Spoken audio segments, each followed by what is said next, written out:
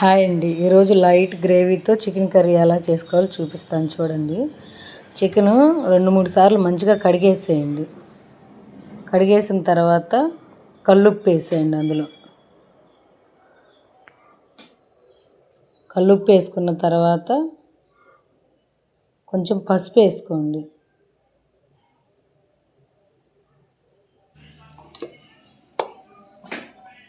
పసుపు వేసుకున్నాక కారం వేసేయండి.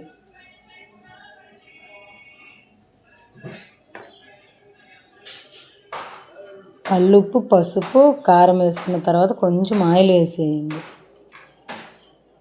అదంతా మంచిగా కలిపేసేయండి.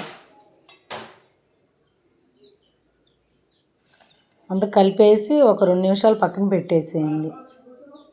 తర్వాత అందులోకి కరివేపాకు వేసి కూడా కలిపేసేయండి. తర్వాత దాంట్లో కావాల్సినవి నేను చూపిస్తాను చూడండి. పచ్చిమిర్చి, టమాటో, ఆనియన్ 3 కట్ చేసి పక్కన పెట్టేసేయండి. దాంట్లో మసాలాకి వెండి కొబ్బరి, అల్లం, వెల్లుల్లి, గసగసాలు, చెక్క, మొగ్గ అవన్నీ వేసుకొని మిక్సీ పట్టేసి పక్కన పెట్టేసేయండి.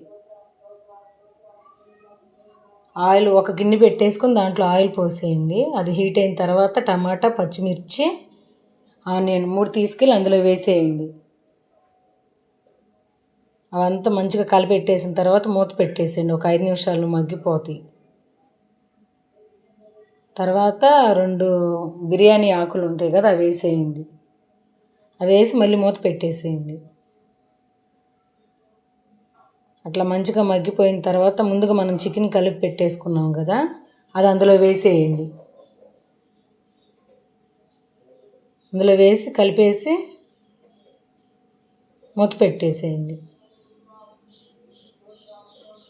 నెక్స్ట్ తీసి చూడండి, అందులో వాటర్ వస్తూ ఉంటే మనం మళ్ళీ కలిపేసుకొని 2 నిమిషాలు మళ్ళీ మూత పెట్టేసేయండి.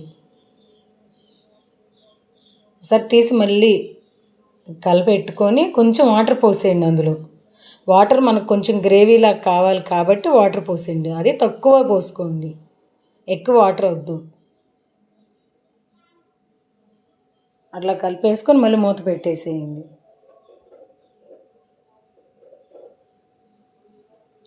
తర్వాత తీసి అలాగా ఉడుకుతూ ఉన్నప్పుడు మసాలా వేసేయండి. ముందుగా మనం మసాలా వేసి పెట్టుకున్నాం కదా, అది వేసేయండి దాంట్లో.